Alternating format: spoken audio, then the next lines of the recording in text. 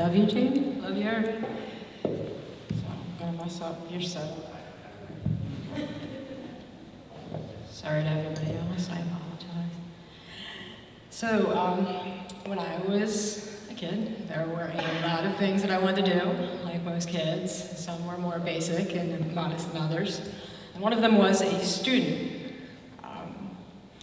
So I was actually homeschooled. My parents chose to homeschool me. They weren't the best fit for homeschooler parents. They didn't graduate college. They were not functioning mentally ill, actually. It was a bit of a hostile kind of growing situation. They more or less were like the suburban glass castle. We were that family on the neighborhood block, but the neighborhood was kind to us. So I tried to find that freedom and those things that I loved in other places that I might have found in school. One of them was in sports. I loved sports. I especially loved softball. I was actually really good at it. I was kind of like as good and awkward as Marla Hooch from A League of Their Own. Homeschooled. When I would get up to bat, I really dug it that the opposing coaches would tell their outfielders to back up because I could hit it really far. And I kind of liked that when I had that strong throw, the first baseman would always have a little bit of a wide-eyed look, allowing that if she caught the ball that I threw, we would have an out, but it was gonna hurt. So I really loved it. And being a Gen Xer, we're going from millennial to Gen X. I don't know what the progression's gonna be here, but a lot of it was just grab your ball, grab your bat, grab your glove, and head down to the fields. But I begged my parents, who were very reclusive as part of their struggles, they were paranoid, please let me play rec league ball, and they finally got me in for those last 2 years of rec league ball. And they were great years for me because I wanted to be on a team. And I did very, very well. And as we were in that last year, packing up from one of our very last games, my mom stopped me to recount a story of an interaction she had with another parent at that game. And she's like, she was saying how Kathy is going to be so good for Township when we all start high school next year. And my mom, still beaming with pride in her voice, she said, and I told that, Mom, Kathy isn't going to Township, she's homeschooled. So, as happens a lot of times with kids in my situation, there's the two sides of me. There's the side that wants to agree with Mom, especially in a sheltered situation, kind of, you don't want to displease, but the other part that was the me in my heart kind of crushed a little bit because I wanted to go to high school more than anything else. I wanted to be on that team that I felt like I was meant to contribute to. So high school got a little dark. As happens, those feelings that you have when you're in something you're good at that you love are harder to come by. My world got a little smaller, darker instead of bigger. The good feelings and the freedom that I felt from good things started to come from bad things a little bit more, and young adulthood eventually just really got ugly for me. As it turned out, I tried my best to keep up, but ultimately it was something that showed me what resilience really was about, actually, in the end. Because resilience, I feel, is a form of blind inspiration. It's when you know you're meant to be something, but you may not know exactly what that something is yet. There's that light that doesn't go out no matter how dark things get. And if you pay attention and you hold on to it, no matter how much you give up on yourself or you want to give up on yourself, it's still there waiting. And eventually at some point I felt like enough was enough. And I don't know what I want to do. I know a whole lot of things that I've done that I definitely don't want to do anymore. And by process of elimination, let's figure out what that something is.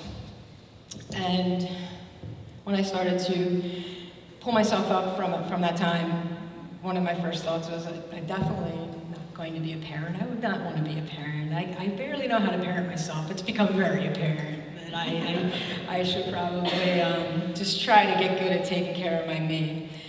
And having been, you know, in a couple of relationships that weren't all that great, I was kind of like, maybe I'm not very good at that either. But inevitably, of course, what that led to was that I met somebody. And I really didn't want to like that person, but that person was very, very nice. I liked that person. Started to love that person. That person wanted to be a parent. And so I had to rethink what I want to be. What was I meant to be? What could I be? When I held my son for the first time,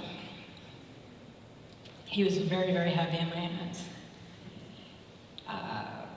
I know I'm supposed to say what a magical moment it is and how great and everything else, and it was, but in that dim stork room that we go to when my brave, beautiful wife is being kind of put back together, and we're bonding for that moment, and fortunately he was born healthy, we're weighing him out and getting him swaddled. I just held him, and I was scared. And this silent dialogue that I had with him was, buddy, I don't know what's next, but we're in this together. So he's 7 now, almost 8, a little too big to hold like that now. But I held him for a long time, literally, metaphorically, in the time since. And over the winter, we were tossing around a ball as we were watching the Super Bowl. It's like the only game we bother watching in our family. We're not a huge sports family, but Super Bowl food is so good that you kind of have to have it on for a reason to eat all that stuff.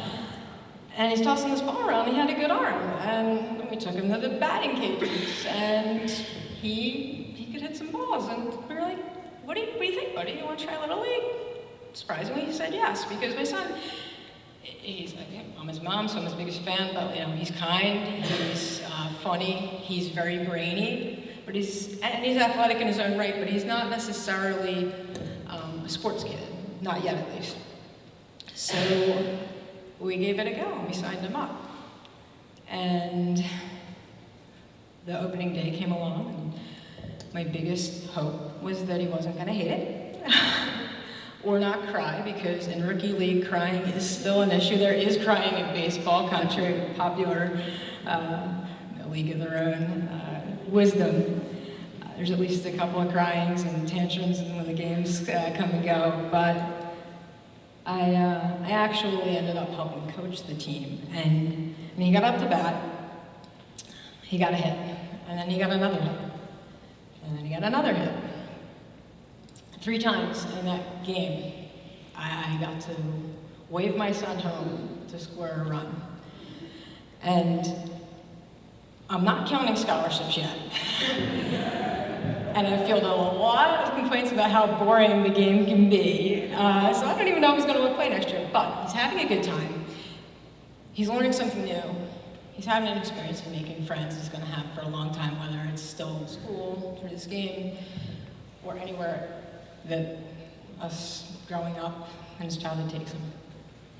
And I will continue to wave him home as many times, whether it's on that field or anywhere else, as much as I can. When we talk about regret, it's a little bit of a different theme from resilience.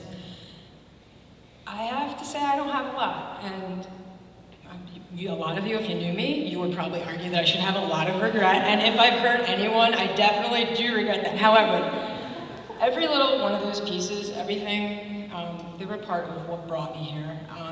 People like to play the game, if you could go back and change one thing, if you could talk to teenage you, and, all right, yeah, we won't go there, okay. What would you say? If you could have gone back and gone to high school, would you have? And I have to be honest, like, my whole answer from my heart is always no, because what I'm lucky enough for all the things I've went through in those 9 lives is that I get to know today that I ended up here, that this is where it landed me, and I'm really grateful for that. And that's all the things that made me who I am, is flawed as a human being as I am. And every day, trust me, I'm just trying not to break my son, and I won't believe that I did a good job until I get that thank you at college graduation. Maybe, I don't know.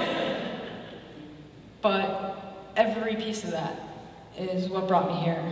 And I don't see a passive lost opportunity. I see a future of hope and possibility. And great now, what's great about it is it's not just for me. It's for me and my family. So.